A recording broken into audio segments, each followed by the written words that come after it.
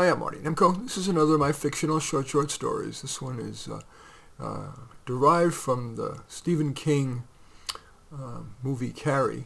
I call this story Tampon. I can't believe Zia caught me. She saw me peek under the thigh of my long shorts where I had written a cheat sheet, and she threatened to tell the teacher. I wasn't that scared. They don't do nothing. So I said, "Eat my tampon.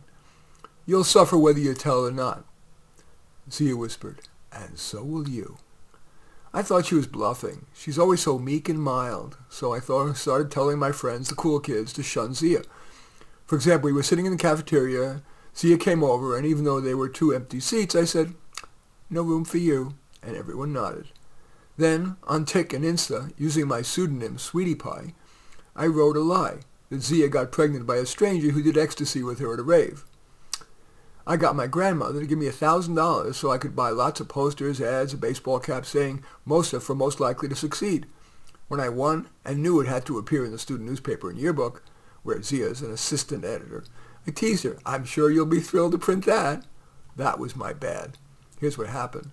I always use the furthest stall to vape and to use the bathroom. Well, Zia knew that bathroom with me a few times. What she did was hang a mini cam on the ceiling looking down to the toilet of my stall, and she got the perfect picture. The moment I was vaping with one hand and tossing my bloody tampon with the other. We both got the same punishment. We couldn't go to graduation. No biggie.